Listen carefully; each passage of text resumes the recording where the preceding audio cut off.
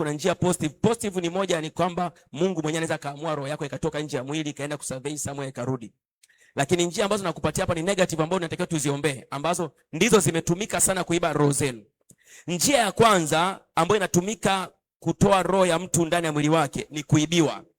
Roho ya mtu inaweza ikaibiwa ndani ya mwili wa mtu. Roho ya mtu inaweza ikaibiwa kabisa ndani ya mwili wake kabisa, mtu akaibiwa kabisa. Yaani nafsi yako, roho yako ikaibiwa kabisa na ikatoweka, wakaipeleka labda kwenye mashamba, kwenye makaburi, kwenye milima. Unajiona kama unaishi, lakini roho yako walishaiba. Ndio maana mandoto yako yote ni makaburi, watu waliokufa, kwa sababu roho yako ilishaibwa. Namba 2, roho ya mtu inaweza ikatekwa. Kuna mtu mwingine hapa amekaa ni mateka wa kiroho, ametekwa na wachawi miaka mingi. Ndio maana kuna watu wanalogeshwa bila wao kujua, kwa sababu tayari walishatekwa na wachawi. Kwa hiyo mtu anaweza akatekwa na wachawi, roho yake yeye akawa anaishi, lakini anatapatapa. Roho yake ilishatekwa, imetekwa na shangazi, imetekwa na mama mkubwa, imetekwa na mama wa kambo, imetekwa na bibi yako. Kuna watu nazungumza hapa, wapo kwenye chumba cha shangazi zao, kwenye chumba cha mama zao, kwenye chumba cha mama mkubwa wao. Leo nitawafuata katika jina la Yesu aliye hai. Mtu mmoja aseme power. Lakini namba 3, roho ya mtu inaweza ikawindwa.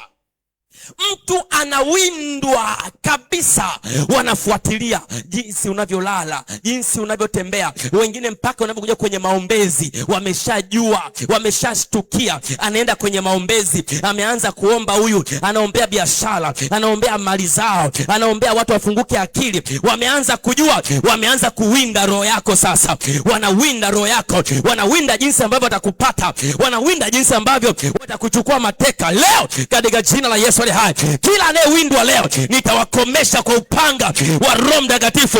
Mtu mmoja aseme fire. Namba 4, roho ya mtu inaweza kufichwa kwenye mashimo. Roho ya mtu inaweza ikafichwa kwenye mashimo kabisa. Mtu akanyofolewa kwenye mwili wake na akapelekwa kwenye pango fulani refu, akafichwa kule. Ndio maana kuna watu wengine wanaota ndoto wanatumbukia kwenye shimo refu lenye giza, alafu afiki mwisho. Anaona anaenda. Wakati anaona kama ameenda chini sana, anazinduka. Roho ya mtu inachukuliwa, inafichwa kwenye shimo la kichawi. Wakati naongea ninamuona kabisa malaika anatembea kwenye mashimo, anaanza kudili na watu. Kuna watu naongea hapa wapo kwenye mashimo ya kichawi, walishachukuliwa tangu akiwa mabinti, tangu akiwa vijana. Leo utafuatwa kwa upanga wa Roho Mtakatifu. Tusome kitabu cha Isaya 42:22 pale. Isaya 42:22. Isaya 42:22. Biblia inasema, anasemaje? Lakini watu hawa ni watu walioibiwa na kutekwa. Lakini watu hawa ni watu walioibiwa na kutekwa. Wote wamenaswa katika mashimo. Wamenaswa katika mashimo. Wamefichwa kwenye magereza. Wamefichwa kwenye magereza. Wamekuwa mawindo. Wamekuwa mawindo, wala hapana okoaye. Kwa hiyo kuna watu ambao wametekwa, wamefichwa kwenye mashimo, wamekuwa mawindo, wameibiwa, sawa na Yohana 10:10. Yohana 10:10. Ratakatakakaba suvrekia tata ratakapasapa. Nitakuwa tunahangaika kutaka mtu atajirike, kumbe ambao tunataka atajirike alishaibiwa miaka mingi. Tunatajirisha kitu ambacho sio, kiumbe ambacho sio. Tunaachilia upako wa biashara kwa kiumbe ambacho sio cha Mungu. La kasakabaya.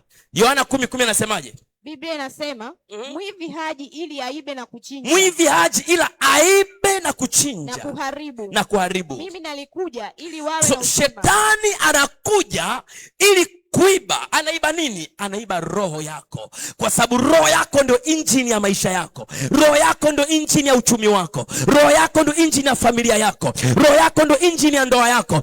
Wanajua tukichomoa roho yako, tumechomoa ndoa yako, tumechomoa nyota yako, tumechomoa biashara yako, tumechomoa watoto wako. Ndio maana roho za watu zinaibiwa, kwa sababu wanajua wakiiba roho yako, wameiba nyota yako, wameiba kibali chako, wameiba ndoa yako, wameiba furaha yako. Kuna watu hawana furaha hata wafurahishe, kwa sababu roho zao zilishaibiwa, mioyo yao ilishachukuliwa. Leo kwa jina la Yesu, kila aliyeibiwa analejeshwa leo. Nasema analejeshwa leo. Sema power. Power.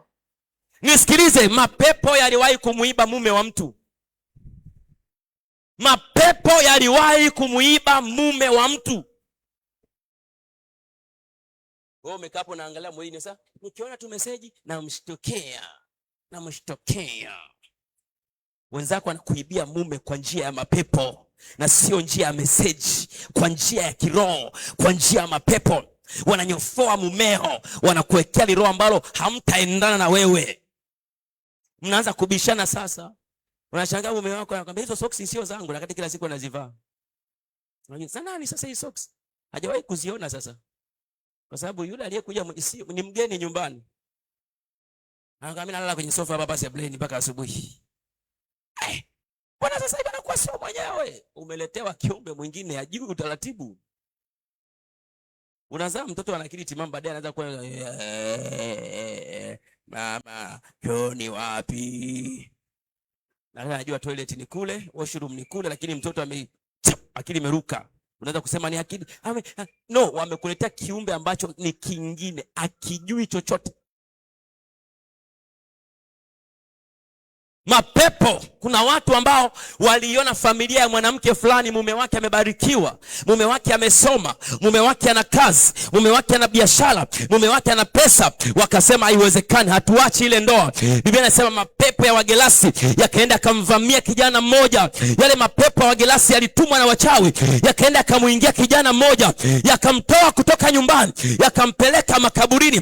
Kijana anayependa mke wake akajikuta anamkasirikia bila sababu. Kijana anapenda watoto wake, lakini ghafla anachukia watoto wake, akakimbia kutoka nyumbani, akaenda kuishi makaburini. Maisha yake akawa ni makaburini, akaishi makaburini. Biblia inasema wale ndugu zake na mke wake wakaenda kumfunga kwa kamba na minyororo ili wamchukue arudi nyumbani. Mapepo yakasema tulichoiba huwa akirudi kwa akili za kawaida.